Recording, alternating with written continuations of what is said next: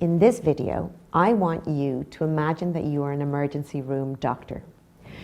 You're presented with two patients. Both have serious gunshot wounds. Both will die without immediate treatment. You can save only one of them.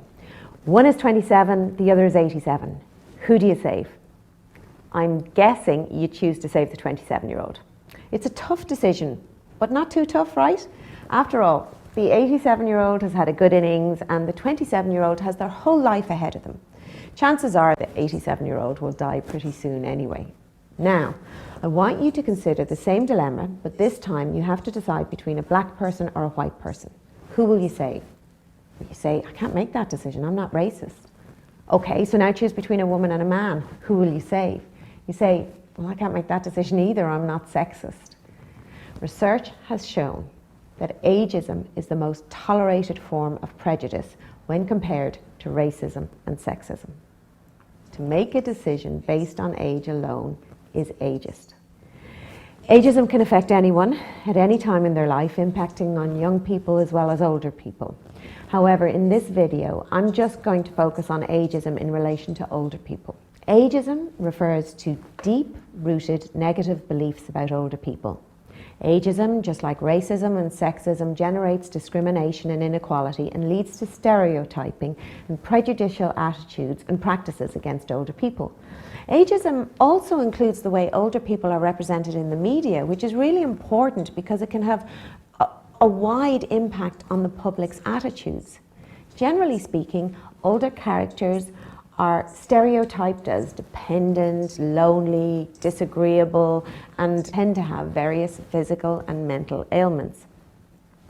Ageism, you see, fails to acknowledge diversity. All old people are not the same.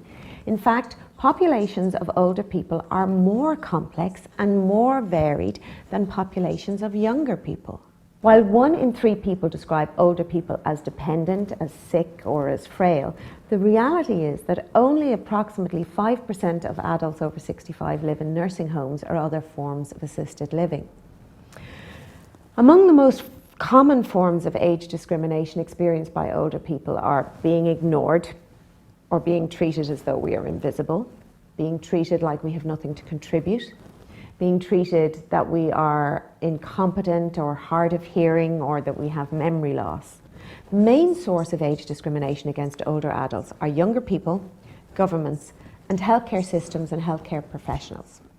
For example, a young person presenting with back pain might be offered a variety of investigative procedures to establish the cause of the pain, while the older patient might have their ailment dismissed as just an inevitable part of aging. We all do it. For example, if I see a young person with a limp, I might assume that it's temporary, possibly the result of an accident or an injury. In contrast, I might attribute the limp in an older person to their age and assume that it's permanent and untreatable, when it could just as easily be a temporary consequence of an accident. Sometimes we are the target of our own ageism. The internalization of aging stereotypes begins in childhood. As early as 4 years of age, children are able to pick out the oldest person from pictures of people of varying ages. And rather shockingly, they associate the oldest adults with being helpless, passive, and incapable of caring for themselves. These stereotypes are reinforced in adulthood and become self-stereotypes as we age. And so we behave according to our own internalized stereotypes, ultimately fulfilling our own prophecies of aging. Negative stereotypes are not just hurtful to older adults, they actually shorten our lives. In a longitudinal study of aging, over 50s with more positive perceptions of aging lived 7.5 years longer than those with negative self-perceptions of aging. So we need to raise awareness about ageism to make it as socially unacceptable as other isms like sexism and racism. How do we do that? Well, we can start by checking our own prejudices. Ask ourselves whether we are making assumptions about our own or other people's abilities based on age or stereotypes.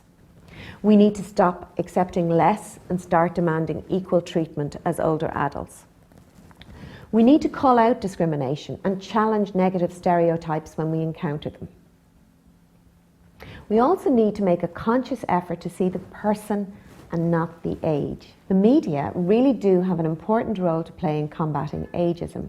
Rather than resorting to lazy stereotypes, a more nuanced acknowledgement of diversity and the positive aspects of aging would more accurately reflect reality. Finally, we need to encourage and engage in intergenerational contact. Research shows that individuals at both ends of the age spectrum benefit.